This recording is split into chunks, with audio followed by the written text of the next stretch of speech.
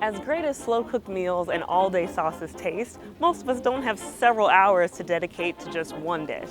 And that's why I've slashed the cooking time on some of my favorite comfort foods without sacrificing flavor. Join me in the kitchen and I'll show you how.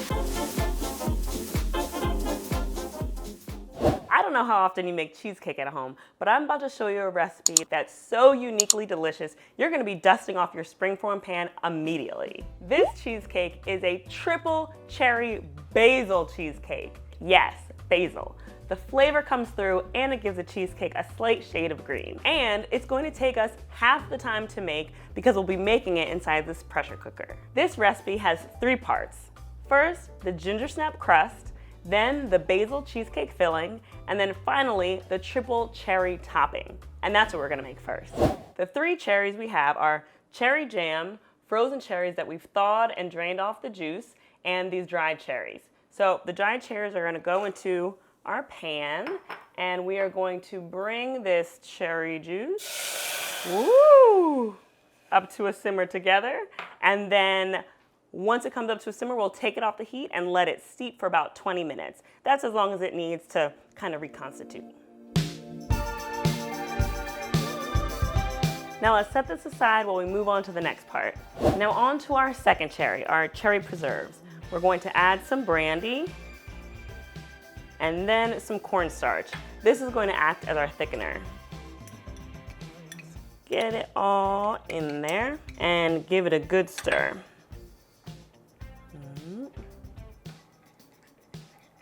All right, so this is looking good, and our dried cherries have been steaming for about 20 minutes, so let's combine this all together. All right, so to our steeped cherries, let's add in our jam and cornstarch mixture. And then finally, our frozen and thawed cherries. We're gonna bring this up to a boil and let it bubble for about 1 minute until it's nice and thick and glossy. All right, look how shiny this is. This is ready to go. I'm going to pour it off into this bowl and we'll cool it down while we work on the rest of our cheesecake.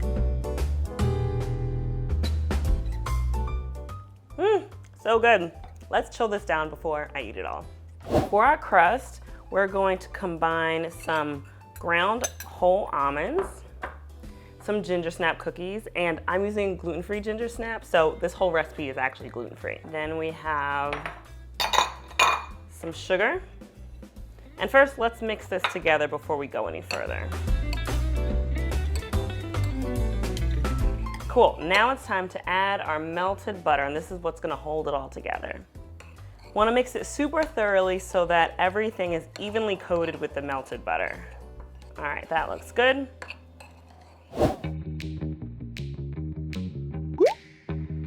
If you're making your cheesecake in a pressure cooker like I am, make sure you have a pan that fits. This one is just 7 inches. We've also lined our pan with parchment because it'll make it a lot easier for the cake to come out in the end. We didn't do the sides because we're gonna end up decorating that anyway, but if you want smooth sides, line that with parchment as well. Dump all of our crust mixture into the pan, and then we're going to smooth it out in a second. Boom. You can use your fingers or whatever you have, but this cup that I melted the butter in will get the job done for me.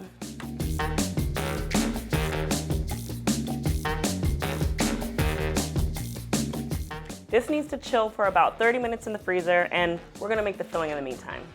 So, we are incorporating basil into this recipe in the form of basil sugar. To make this, I just took a handful of basil and put it into the base of a food processor, pulsed it a few times to chop it up, added a cup of sugar, pulsed it a few more times to fully combine, and literally that's it.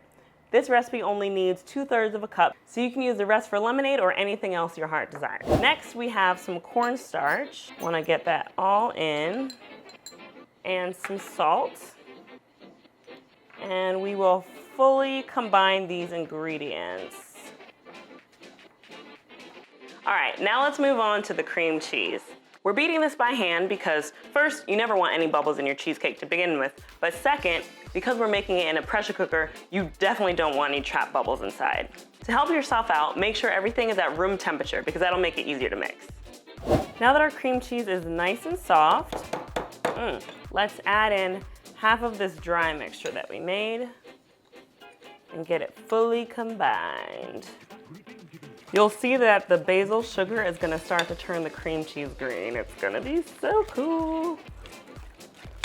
Let's add the other half.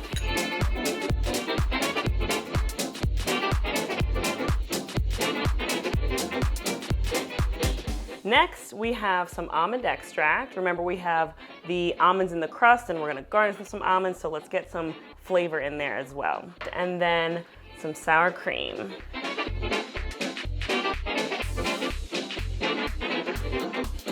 Look at the color. Have you ever seen a cheesecake this color? I mean, maybe you have, but I guarantee it did not taste like this. Last couple ingredients, we have 2 eggs that we are going to add one at a time. We want this fully incorporated before we add the next egg. And remember, don't beat it too hard because we don't want air bubbles inside. Maybe when you serve this, you should just have people taste it and see if they can guess what's inside. All right, the filling is finished. Let's go grab our crust and fill it up.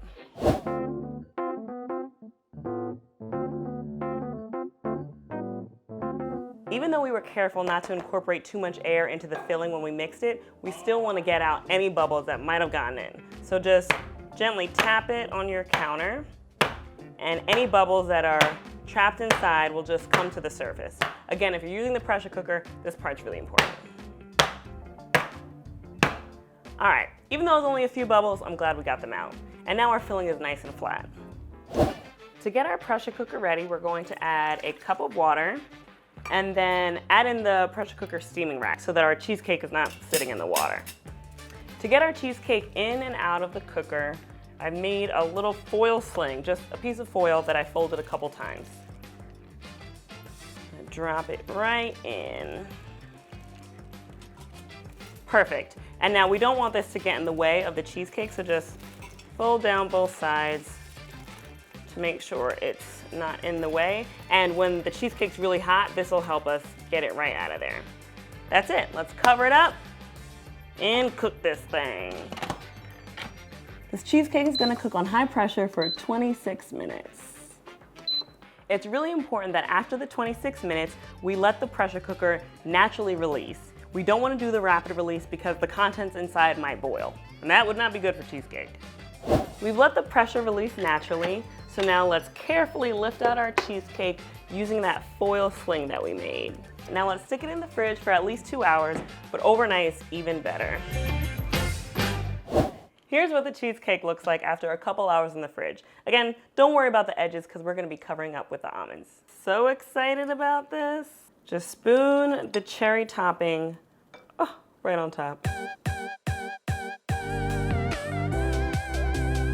Now it's time for our final touches. We have our sliced almonds that we're just gonna gently press along the sides, and it looks good even without it. So if you decide not to do this step, totally fine. Oh! This cheesecake just wants to be eaten, what can I say? This looks so cute. Let's add a couple pieces of basil to give a hint for what's inside. This cheesecake is gorgeous, but nothing is ever too pretty to eat, so let's do it.